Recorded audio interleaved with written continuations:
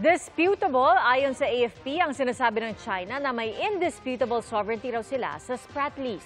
Inisa-isa naman ng Coast Guard ang mga delikadong pagmamaniobra ng China sa gitna ng pinakahuling resupply mission sa Ayungin Shoal. Nakatutok si Mav Gonzalez. 8 dangerous maneuvers na ginawa umano ng 4 na barko ng China Coast Guard at 5 Chinese maritime militia vessels ang naitala ng Philippine Coast Guard sa kanilang panibagong rotation and resupply mission sa BRP Sierra Madre sa Ayungin Shoal nitong Miyerkules. Sabi ni PCG spokesperson Jay Tariela, sa sobrang pagdikit ng barko ng China Coast Guard, halos 1 metro na lang ang agwat nito sa BRP Sindangan ng PCG. Unang beses din daw na lumapit sa distansyang 0.5 nautical miles lang ang barko ng People's Liberation Army Navy. 5 Chinese maritime militia vessels ang aktibo raw sa pagharang sa PCG vessels. Umaaligi din daw ang aircraft ng People's Liberation Army sa Sabina Shoal at umalis lang nang dumating na sa Ayungin Shoal ang resupply mission. Pinuna rin ni Tariela na magkasing laki ang mga barko ng Coast Guard ng Pilipinas at China. Indikasyon daw na nais nilang mabago ang David and Goliath situation ng dalawang bansa sa West Philippine Sea. Pinalagan din ng AFP ang naunang pahayag ng China Coast Guard na may indisputable sovereignty sila sa Spratly Islands. My reaction is only on the use of word indisputable.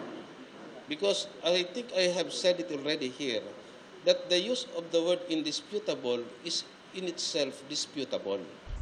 Pagtitiyak ng Department of National Defense, patuloy ang pagbabantay sa ating exclusive economic zone at ang Ayungin resupply mission. Kailangan natin na bigyan ng supplies ang ating mga tropa at i-easy natin, kailangan natin protektahan. Non-negotiable yan. So maliwanag yung mandate from the President. Aminado ang AFP na hindi pwedeng lagi na lang hinaharas ang mga barko ng Pilipinas sa resupply mission.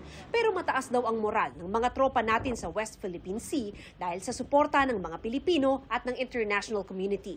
Sa mga resupply mission kamakailan sa Ayungin Shoal, gaya nitong Miyerkules, may mga namataan ding eroplano. Pero hindi pa tiyak kung sa anong bansa ito. Sabi mismo ng AFP, asahan na ang presensya ng mga yan sa mga susunod na resupply mission. What they are providing us is a view from above. So that, as I've said, we will know what's happening on the ground. That is very important in the formulation of strategies, campaigns, or operational plan that will be effective only in providing additional capability, which we don't have yet. Hiniling ba ng gobyerno ang presensya ng Amerika o voluntaryo silang nagpadala ng eroplano? Sagot ng AFP, we have a mutual defense treaty. Sir, sa mga susunod po na role pa natin, can we expect na nandun sila kami? Yes, we can expect that because I think that is also important.